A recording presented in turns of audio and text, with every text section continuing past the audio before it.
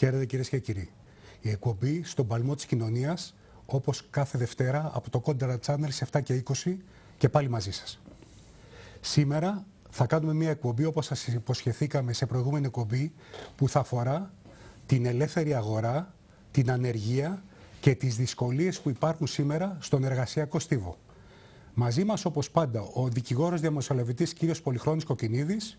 Καλησπέρα. Καλησπέρα. Και ο φοροτεχνικός λογιστής κύριος Νάσος Τσαντήλας. Καλησπέρα. Χαίρετε κύριε.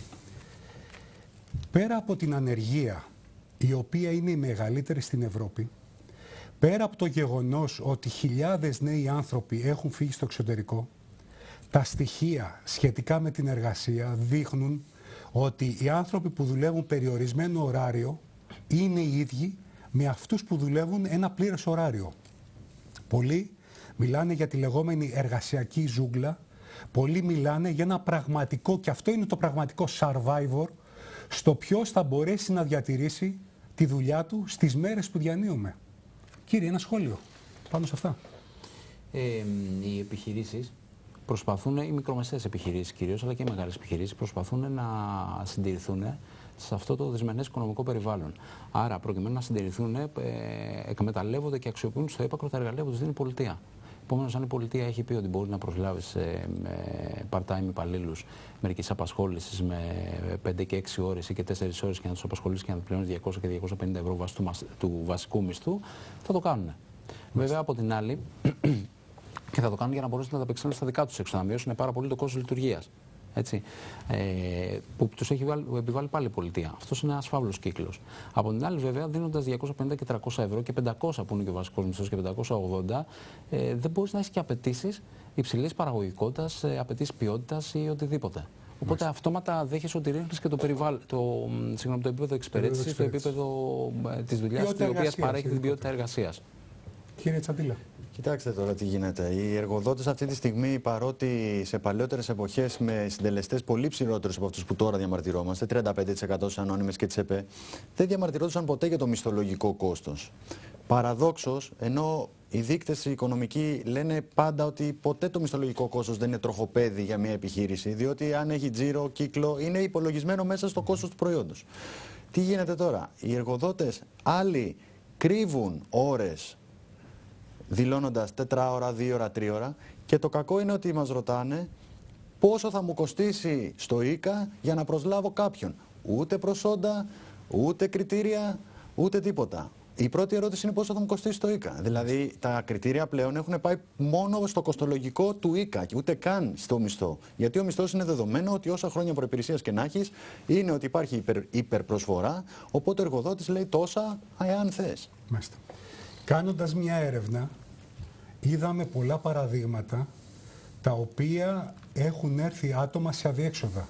Παράδειγμα, ο Σωτήρης, ένας αρχιτέκτονας που δούλευε σε μια εταιρεία, απολύθηκε όταν άλλαξε το management, δυσκολεύτηκε να βρει ακόμα και πεδίο για να κάνει συνεντεύξεις. Σήμερα ο Σωτήρης, η δουλειά του είναι γυροκόμος, είναι με ηλικιωμένα άτομα τα οποία τα προσέχει και τα καθαρίσει. Ο Μάνος, μια άλλη περίπτωση, απολύθηκε στα 53 του, δεν μπορεί να βρει ούτε πεδίο για συνεντεύξεις, προσπαθεί να βρει παλιούς γνωστούς και δεν τον καλούν ούτε για τις συνεντεύξεις στα 53 του, σήμερα είναι σε απόγνωση. Ο Γιώργος, μια άλλη περίπτωση που δούλευε χρόνια σε εταιρεία, έπεσε σε κατάθλιψη και το πρώτο πράγμα που έκανε η εταιρεία ήταν να τον απολύσει και όχι να του δώσει άδεια. Πολλά τέτοια παραδείγματα συναντήσαμε στην έρευνα που κάναμε, σε σημείο που να πούμε το εξής: αυτοί όλοι οι άνθρωποι τι θα κάνουν, πώς θα κινηθούν, ποια είναι η απάντηση της πολιτείας, της κοινωνίας, των ανθρώπων οι οποίοι διαχειρίζονται εργασιακό δυναμικό? Κύριε Κοκκινίδη, τι λέτε για όλα αυτά? Δύσκολη άσκηση, με πάρα πολλούς παράγοντες που πρέπει να ληφθούν υπόψη. Εσείς λέτε για όλους αυτούς οι οποίοι είχαν έναν εργασιακό βίο και κάποια στιγμή χάσαν τη δουλειά τους και είναι σε μια ηλικία πάνω των 50, φαντάζομαι. Και είναι δύσκολο πλέον να βρουν κάποια δουλειά για να. Ούτε καν για συνέντευξη. Ούτε καν για συνέντευξη. Σωστό. Υπάρχει και μια άλλη βέβαια φουρνιά που πρέπει να δούμε. Κάποιοι που βγαίνουν από τα πανεπιστήμια και ούτε καν την ελάχιστη έτσι εμπειρία έχουν για να τους δοθεί. Την έναρξη της εργασίας τους, για να μαζέψουν κάποια εμπειρία. Υπάρχουν τα δύο άκρα που λέμε.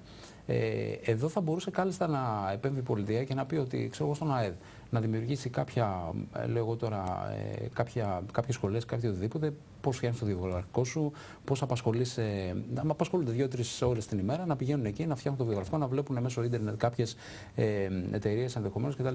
Είναι δύσκολη εξίσωση. Δεν πιστεύω ότι υπάρχει άμεση λύση αυτή τη στιγμή.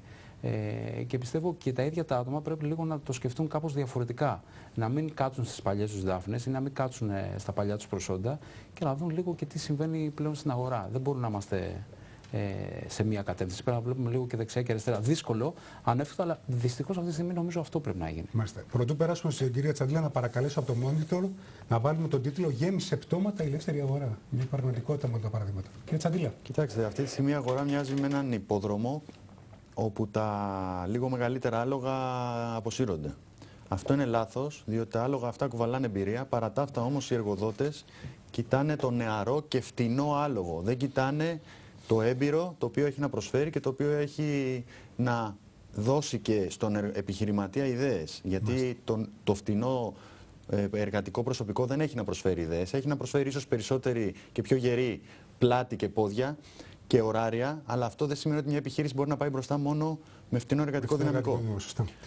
Άλλο κομμάτι της έρευνας που κάναμε είναι πώς βλέπουν την κατάσταση άνθρωποι βιοπαλαιστές, μιλήσαμε με περιπτεράδες, οι οποίοι μας είπαν το τραγικό λάθος που κάνανε σε μια καμπή της ζωής τους, που δεν γίνανε δημόσιοι υπάλληλοι ή δεν εντάχθηκαν σε κομματικούς μηχανισμούς. Άλλοι που εργάστηκαν χρόνια σε εταιρείες μας είπαν το ίδιο επιχείρημα, ότι έπρεπε να γίνουν κομματάνθρωποι για να έχουν μια αξιοπρέπεια σήμερα. Άλλοι μας είπαν ότι είναι λίγο αργά για να φύγουν στο εξωτερικό, αλλά το σκέφτονται. Και το ερώτημα είναι, τελικά η κοινωνία στη φάση που είμαστε, τους ανθρώπους που επέλεξαν έναν παραγωγικό δρόμο, τους τιμωρεί? Εδώ είναι το ερώτημα. Τι λέτε, κύριε Κοκκινίδη? Θα πρέπει λίγο να προσέξουμε την κριτική που κάνουμε ή την αξιολόγηση που κάνουμε ή τον απολογισμό που κάνουμε. Τι σημαίνει αυτό? Ότι κάποιοι, ξέρω εγώ, είναι σήμερα 50-55 χρονών, πάλι στην ίδια ηλικία, ας τη θέσουμε έτσι, και λένε ότι έζησα 30 χρόνια όπως έζησα, μπει 40 χρόνια ή οτιδήποτε, 30 χρόνια και 20 χρόνια, και τώρα που είναι τα δύσκολα, βλέπω ότι ζορίζομαι. Ή δεν έχω επιλογές. Ή δεν έχω επιλογές. Ναι, αλλά τα προηγούμενα χρόνια που δούλευες τι έκανες? Είχα μια ποιότητα ζωής. Είχα μια ποιότητα ζωής και τώρα ξαφνικά δεν την έχω αυτή την ποιότητα ζωής. Αλλά έχουν μπροστά τους πολλά χρόνια για να βγουν στη σύνταξη. Ωραία, αντίστοιχα όμως, την ποιότητα ζωής εκείνον τον χρόνο δεν τη θέλανε. Γιατί δεν θέλανε να είναι δημόσιοι υπάλληλοι και να παίρνουν 3,60 ή γιατί δεν θα γινόντουσαν διευθυντές, ας πούμε, σε υπουργεία ή γενικοί γραμματείς, και την απορρίπτανε σαν τρόπο ζωής. Γιατί δεν τους έδινε ενδεχομένως τον αέρα για να κάνουν διάφορα πράγματα που θέλανε. Και τι λέτε, και θα επανέλθουμε στον κύριο Κοκκινίδη. Εγώ βλέπω ότι αυτή τη στιγμή ο νεοδιοριζόμενος καθηγητής μπαίνει με κοντά στα 700 ευρώ μισθό. Πράγμα το οποίο σημαίνει ότι πρέπει πολύ καλά να σκεφτεί και η νέα γενιά αν τελικά το δημόσιο είναι ο δρόμος ο σωστός που ακολούθησε του σίγουρου επαγγέλματος που θα του φέρει ένα εφάπαξ και μια σύνταξη της προκοπής, διότι ούτε σίγουρος θα είναι σε λίγα χρόνια, ούτε σύνταξη της προκοπής σίγουρα θα του φέρει και εφάπαξ. Βλέπουμε πόσο καθυστερούν και οι απονομές των εφάπαξ αλλά και των συντάξεων και τι ποσοστά και τι νούμερα είναι αυτά που παίρνουν οι δημόσιοι υπάλληλοι πλέον σαν συντάξει και εφάπαξ. Τώρα, η επανάπαυση στο δημόσιο είναι κάτι το οποίο ισχύσε μόνο στην Ελλάδα. Αν δούμε στις υπόλοιπες χώρες πόσο ζήτηση έχει το δημόσιο, πραγματικά δεν έχει ιδιαίτερη ζήτηση παρά μόνο σε υψηλές διευθυντικές θέσεις, όπου και πάλι τις στελεχώνουν άνθρωποι οι οποίοι είναι εφάμιλων προσόντων με τον ιδιωτικό τομέα. Άρα είναι και εδώ μια ελληνική ιδιαιτερότητα αυτό. Απλά έχουμε πέσει στο ζητούμενο της επιβίωσης αυτή τη στιγμή και στην επιβίωση απλά ο πνιγμένος πιάνεται από τα μαλλιά.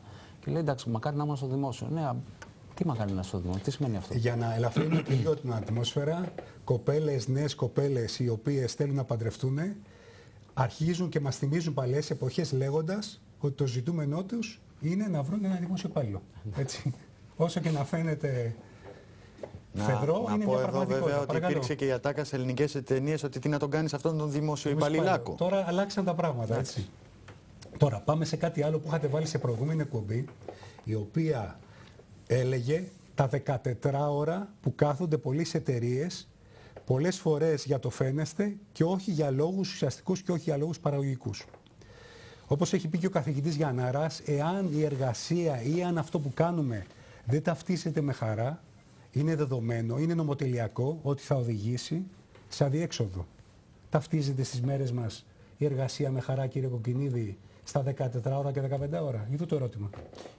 Σήμερα αυτό που βλέπουμε στον κόσμο είναι σκυθροπά πρόσωπα να πηγαίνουν για δουλειά. Εργαζόμενους οι οποίοι, εν πάση περιπτώσει, δεν χαμογελάνε, ή άμα χαμογελάνε, φοράνε αυτό το πλαστικό χαμόγελο που τους λένε χαμογελάστε, γιατί αλλιώς θα χάσετε τη δουλειά κτλ. Που σημαίνει ότι ο κόσμος δεν βρίσκει πλέον χαρά και ευτυχία στην εργασιακή του απασχόληση. Μπορεί να έχει και άλλα προβλήματα ενδεχομένως που τον απασχολούν.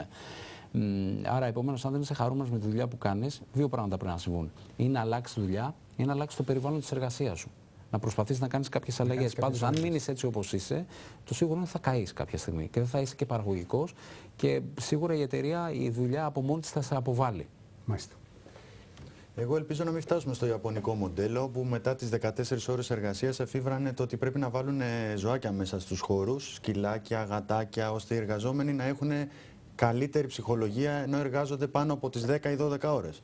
Τώρα, δεν νομίζω ότι θα σωθεί ο εργαζόμενος με τα σκυλάκια και τα γατάκια. Ο εργαζόμενος θέλει μια ποιότητα στην εργασία, αξιοκρατία κυρίως που το έχουμε υπερθεματίσει σε πολλές εκπομπές. Και από εκεί και πέρα η αμοιβή πρέπει να είναι ανάλογη και των προσόντων και να υπάρχει ανταποδοτικότητα.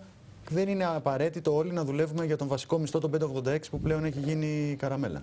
Οι άνθρωποι των ανθρωπίνων πόρων, του ανθρωπίνου δυναμικού, οι υπεύθυνοι, τα στελέχη μπορούν να ανατρέψουν αυτό το κλίμα, να το αναστρέψουν, να δώσουν άλλη φορά. Και ναι και όχι. Υπάρχουν άνθρωποι οι οποίοι πραγματικά δουλεύουν σε αυτή την κατεύθυνση και προσπαθούν με το ήδη υπάρχουν ανθρώπινο δυναμικό που έχει κάθε εταιρεία να το εκπαιδεύσουν, να είναι δίπλα του, να του λύνουν τα προβλήματα, να ακούν τα προβλήματά του κυρίως. Γιατί ακόμα στερούμαστε και αυτό το βασικό. Κάποιος να ακούει αυτά που έχουμε για να ξεθυμένουμε λίγο. Τους προσέχουν και κοιτάνε να τους διατηρήσουν στη δουλειά γιατί καταλαβαίνουν ότι μακροπρόθεσμα θα βγουν κερδισμένοι με τη σχέση εμπιστοσύνης.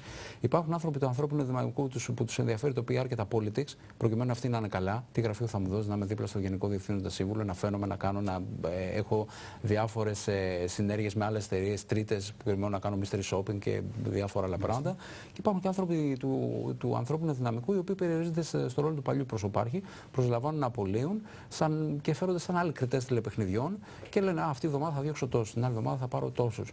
Και είναι σε ένα αλυσβερίζι πώς θα βάλω μέσα, πώς θα βάλω έξω, να βάλω καινούριο κάρβουνο στη μηχανή, να πάει λίγο πιο μπροστά η εταιρεία. Μετά, όταν καούν αυτοί, θα βάλω κάποιους άλλους. Άρα δεν υπάρχει μια διάσταση. Δεν υπάρχει μια διάσταση. Αλλά... Τα τμήματα HR έχουν μετατραπεί δυστυχώς σε κοστολογικά τμήματα. Δηλαδή, συνέχεια ανακατεύουν τα κόστη μεταξύ των υπαλλήλων και του πόσο τελικά μπορεί να περιοριστεί το κόστος για όφελος της διοίκησης. Και τελικά αυτό καταλήγει οι μισθοί να έχουν μια τεράστια απόσταση μεταξύ διοικητικών στελεχών και υπόλοιπου εργατικού δυναμικού.